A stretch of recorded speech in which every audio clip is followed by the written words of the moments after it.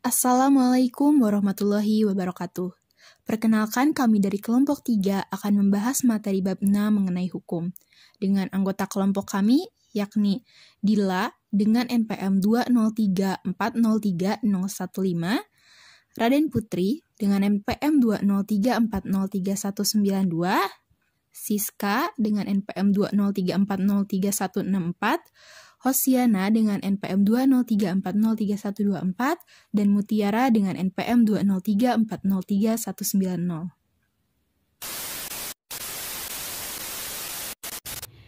Pengertian hukum. Hukum adalah peraturan berupa norma dan sanksi yang dibuat dengan tujuan mengatur tingkah laku manusia untuk menjaga ketertiban, keadilan, dan mencegah terjadinya kekacauan. Hukum menurut para ahli, yang pertama adalah menurut Plato, hukum adalah peraturan yang tersusun secara sistematis membentuk sebuah sistem yang mengikat masyarakat. Dan yang kedua adalah menurut Aristoteles, menegaskan bahwa hukum yang mengikat hakim dalam melaksanakan tugasnya. Dan yang ketiga menurut Augustine, yaitu hukum adalah alat pembimbing yang diberlakukan oleh pihak berwenang. Dan yang keempat adalah menurut Cicero, hukum sebagai hasil pemikiran atau akal yang tinggi yang bertugas mengatur tentang hal yang baik dan buruk. Dan yang kelima adalah menurut Utrecht, yaitu hukum merupakan himpunan petunjuk hidup yang mengatur tentang tata tertib dalam masyarakat. Dan yang terakhir adalah menurut M.H. Tirtamidjata, yaitu semua aturan wajib ditaati dalam pergaulan hidup. Selanjutnya adalah sifat-sifat hukum. A. Hukum bersifat mengatur. Hukum sebagai peraturan dalam bentuk larangan maupun perintah berfungsi mengatur berbagai sikap manusia dalam kehidupan. Hukum diciptakan untuk melindungi hak setiap orang dan menjaga keseimbangan antara berbagai kepentingan yang ada dalam kehidupan bangsa dan negara. B. Hukum bersifat memaksa. Adanya sanksi bagi pelanggar dalam aturan pergaulan hidup membuktikan bahwa hukum bersifat memaksa. C. Hukum bersifat melindungi. Keharmonisan antara ketertiban dan keamanan perlu dijaga demi tercapainya kedamaian. Lalu selanjutnya adalah tujuan hukum. Menurut teori etis, hukum bertujuan menciptakan keadilan, sedangkan menurut teori utilitas, hukum bertujuan memberikan keadilan demi tercapainya kehidupan yang tertib. Dapat disimpulkan bahwa hukum bertujuan mendatangkan kemakmuran bagi masyarakat. 4. Teori-teori dalam hukum. Teori-teori hukum merupakan pengetahuan mengenai hukum yang berlaku. Teori-teori hukum berintikan keseluruhan pernyataan yang saling berkaitan berkenaan dengan sistem konseptual dalam aturan-aturan hukum dan putusan-putusan hukum. Tujuan hukum yaitu menciptakan sebuah kepastian dalam sebuah kesatuan memperjelas nilai dan filosofis. Teori hukum berkembang dari sejak zaman Yunani dan Romawi.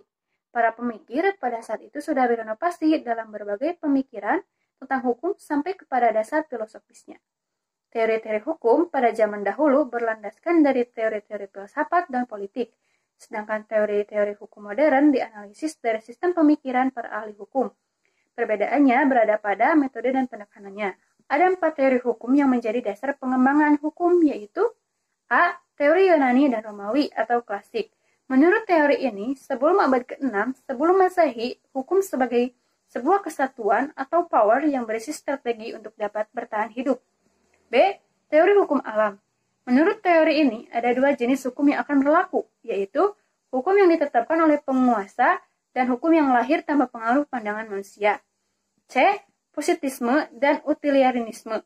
Menurut teori ini, hukum adalah perintah yang harus dilakukan.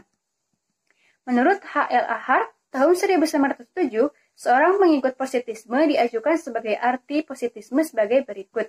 1. Hukum adalah perintah. 2. Analisis terhadap konsep-konsep hukum adalah usaha yang berharga untuk dilakukan. 3. Keputusan-keputusan dapat direduksi secara logis dari peraturan-peraturan yang sudah ada terlebih dahulu tanpa perlu menunjuk kepada tujuan-tujuan sosial, kebijakan, serta moralitas. 4. Penghukuman secara moral tidak dapat ditegakkan dan dipertahankan oleh penalaran rasional, pembuktian, dan pengujian. 5. Hukum sebagaimana diundangkan ditetapkan positum harus senantiasa dipisahkan dari hukum yang seharusnya diciptakan yang diinginkan. D. Teori hukum murni. Menurut teori ini, hukum bebas dari naluri, kekerasan, keinginan-keinginan, dan sebagainya. Politik, sosiologi, sejarah, dan pembicaraan tentang etika tidak dapat dilakukan dalam sebuah hukum. 5. Penggolongan hukum. Penggolongan hukum dapat dibedakan menjadi dua, yaitu hukum publik dan hukum privat. Hukum publik adalah hukum yang mengatur hubungan antar individu atau saat diperlukan seperti hukum pidana. Sedangkan hukum privat adalah hukum yang mengatur hubungan antar manusia dengan memberhentikan kepentingan perorangan seperti hukum sipil, hukum perdata, dan hukum dagang. Macam-macam pembagian hukum. Di Indonesia terdapat 8 pembagian hukum, diantaranya berdasarkan sumbernya. Yang pertama, undang-undang dalam pengertian secara luas, yaitu peraturan yang dibuat oleh Dewan Perwakilan Rakyat dengan persetujuan Presiden. Yang kedua, kebiasaan atau hukum adat, yaitu hukum yang terbiasa dilakukan oleh masyarakat. Yang ketiga, traktat atau perjanjian, yaitu hukum yang bersumber dari perjanjian yang dilakukan oleh dua negara atau lebih. Yang keempat, jurisprudensi, yaitu keputusan pengadilan yang terdahulu yang sudah ikrah, yang kemudian dijadikan pedoman dalam mengambil keputusan dalam perkara yang sama. Yang kelima, doktrin, yaitu pendapat para ahli dalam memberikan pandangan terhadap bentuk peraturan negara. Selanjutnya menurut bentuknya. Yang pertama, hukum tertulis, yaitu seluruh peraturan perundangan yang tertulis secara resmi dalam peraturan negara. Dan yang kedua, hukum tidak tertulis, yaitu hukum yang lahir, tumbuh, dan berkembang dalam masyarakat yang tidak dibuat secara formal namun tetap ditaati oleh masyarakat. Kemudian, hukum menurut tempat berlakunya. Yang pertama, hukum nasional, yaitu hukum yang berlaku untuk warga negara yang berdomisili di negara tersebut. Yang kedua, hukum internasional. Hukum ini mengatur hubungan kerjasama antara satu negara dengan yang lainnya.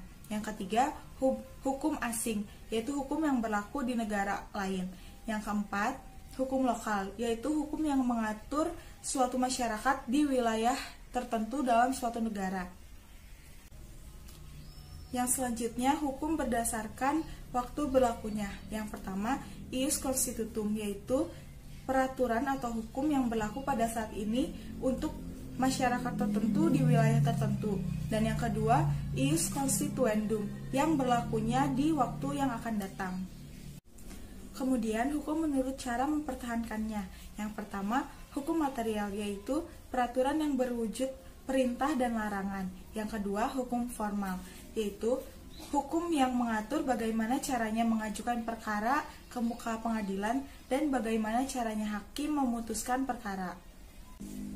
Kemudian, hukum berdasarkan sifatnya. Yang pertama, hukum yang memaksa, yaitu hukum yang tidak dapat dikesampingkan sehingga harus dipatuhi oleh setiap manusia. Yang kedua, hukum yang mengatur, yaitu hukum yang dapat dikesampingkan apabila pihak-pihak yang bersangkutan telah membuat peraturan sendiri yang berupa perjanjian. Kemudian, hukum berdasarkan wujudnya. Yang pertama, hukum objektif, yaitu hukum yang berlaku umum dan tidak membedakan golongan. Yang kedua, hukum subjektif, yaitu hukum yang berlaku untuk dua orang atau lebih serta menimbulkan hak dan kewajiban. Dan yang terakhir, hukum menurut isinya. Yang pertama, hukum privat. Hukum ini mengatur hubungan antara individu dengan individu lainnya yang biasanya menitikberatkan pada kepentingan perseorangan. Dan yang kedua, hukum publik, yaitu hukum yang mengatur hubungan antara perseorangan atau warga negara dengan pemerintah. Aliran-aliran hukum. Terdapat beberapa aliran hukum, yaitu yang pertama, aliran legisme. Aliran ini menganggap bahwa segala sesuatu dapat dikatakan hukum apabila terdapat dalam undang-undang. Yang kedua, aliran Frey-Lesler. Aliran ini beranggapan bahwa hakim sebagai pencipta hukum memiliki kebebasan untuk melakukan hal yang tidak diatur dalam undang-undang. Yang ketiga, aliran Resvinding. Aliran ini beranggapan bahwa ketertarikan hakim terhadap undang-undang tidak seketat asumsi aliran legisme karena hakim memiliki kebebasan, tetapi kebebasan hakim tidak seperti aliran Frey-Lesler. Hakim dalam pelaksanaan tugasnya memiliki kebebasan yang terikat. Kasus mengenai hukum Komisi Pemberantasan Korupsi atau KPK mengagendakan pemeriksaan terhadap Bupati Kota Waringin Timur, yakni Supian Hadi. Penyidik bakal menggali keterangan dari Supian dalam kapasitasnya sebagai tersangka kasus dugaan korupsi, pemberian izin usaha pertambangan atau IUP yang ditaksir merugikan negara sebesar 5,8 triliun rupiah dan setara dengan 711.000 US dollar. Yang bersangkutan diperiksa sebagai tersangka, kata juru bicara KPK Ali Fikri saat dikonfirmasi pada hari Rabu tanggal 27 Juli 2020. Supian Hadi ditetapkan sebagai tersangka terkait proses pemberian izin usaha pertambangan atau IUP terhadap 3 perusahaan di lingkungan Kabupaten Kota Waringin Timur tahun 2010 hingga 2012. Timbal baliknya, dia diduga telah menerima mobil mewah dan sejumlah uang dari hasil pemberian izin usaha penambangan atau IUP kepada PT Fajar Mentaya Abadi atau FMA, PT Billy Indonesia atau BI, dan PT Aris Iron Mining AIM. KPK menduga perizinan dari ketiga perusahaan itu belum dipenuhi sepenuhnya, antara lain izin lingkungan atau AMDAL, serta tidak dapat memiliki kekuasaan pertambangan. 2 perusahaan bisa diberikan izin oleh Supian Hadi kendati tidak mengikuti proses lelang. Wilayah izin usaha pertambangan, Supian Hadi lantas diduga menerima mobil Toyota Land Cruiser Hummer H3 dan uang sebesar 500 juta rupiah. KPK menduga terjadi kerugian keuangan negara sekurang-kurangnya 5,8 triliun dan 711.000 US dollar yang dihitung dari produksi hasil pertambangan bauksit, kerusakan lingkungan, dan kerugian kehutanan akibat produksi dan kegiatan pertambangan yang dilakukan 3 perusahaan itu. Supiadin Hadi disangka melanggar Pasal 2 Ayat 1 atau Pasal 3 Undang-Undang Nomor 31 Tahun 1999 sebagaimana telah diubah dengan Undang-Undang Nomor 20 Tahun 2001 tentang Pemberantasan Tindak Pidana Korupsi Jangto Pasal 55 Ayat 1 ke KUH Pidana. Sekian pemaparan dari kelompok kami, semoga apa yang telah kami sampaikan dapat bermanfaat. Mohon maaf karena masih banyak kekurangan. Terima kasih.